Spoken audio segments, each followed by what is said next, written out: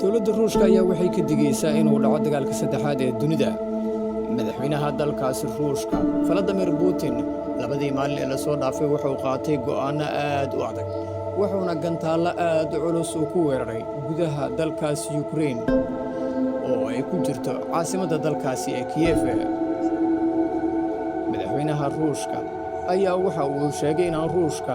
uusan ka gaban doonin dhibaatooyinka ay ku hayaan reer galbeedka iyo Mareykanka, isagoona sheegay in reer galbeedku ay dab gacmaha ku haystaan isla markaana ay ku cayaarayaan, sababna ay u noqon karaan dagaalka saddexaad ee dunida, kaasi oo sababta ugu weyn ku yeelan kara dalalka ku yaala qaaradda Yurub. ruushka ayaa u muuqanaya tan iyo markii laga weeraray gobolka dhaca galbeedka ee Kursk lagu magacaabo ee 6dii bishani inuu arrintaasi aad kaga carooday, isla markaana uu ka jawaabayo madaxweynaha dalkaasina uu doonayo in arrintaasi uu ka bixiyo jawaab aad u adag, wuxuuna soo saaray digniino kala duwan oo u jeedinaya reer galbeedka Ukraine iyo Mareykanka. Putin ayaana qaatay go'aan aad u adag, waxaana loo malaynayaa in reer galbeedka ay tijaabinayaan awoodda dalkaasi ruushka. Moscow ayaa naftirkeeda waxay ku sigatay in la qarxiyo kadib markii goobo ka mid ah dalkaasi ay soo galeen ciidamada dalka Ukraine. Sergey Lavrov, wasiirka arrimaha dibadda ee dalkaasi ruushka oo muddo 20 sano ka badan ahaa wasiirka arrimaha dibadda ee dalkaasi, ayaa sheegay in reer galbeedku ay raadinayaan dagaalka Ukraine ka socda inuu noqdo mid caalami ah, isla markaana ay ka dhigayaan reer galbeedka. wuxuuna sheegay in hubkii reer galbeedka loo ogolaaday in lagu weeraro gudaha dalkaasi ruushka.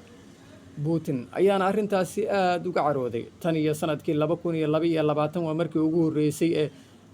hubka reer galbeedka gudaha ruushka lagu tijaabiyo ama lagu weeraro, waana markii ugu horreysay dagaalkii labaad ee adduunka kadib gudaha ay u galaan dalkaasi ruushka ciidamo aan ahayn kuwa dalkaasi. ruushka ayaa waxa uu haystaa diyaarado dagaal oo lagu magacaabo Tu-95 oo awood badan leh, isla markaana qaada gantaalada balastiga iyo kuwa kruuska, wuxuuna diyaaradahaasi ku weeraray gudaha dalkaasi Ukraine, isagoona ka bartilmaameedsaday meelaha wax soo saarka sida shidaalka iyo qaybaha kaydka oo lagu kaydiyo galeyda iyo waxyaabaha Ukraine ay soo saaraan. sidoo kale waxaa la weeraray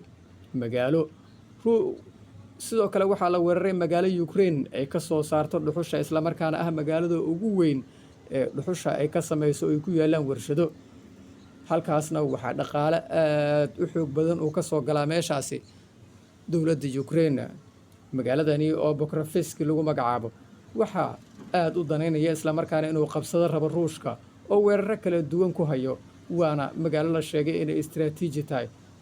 oo dhanka bari kaga beegan gobolka Donetsk, gobolkaasi oo ruushka gacanta ku dhigay gebi ahaantiisba. sidoo kale magaaladani waa waddo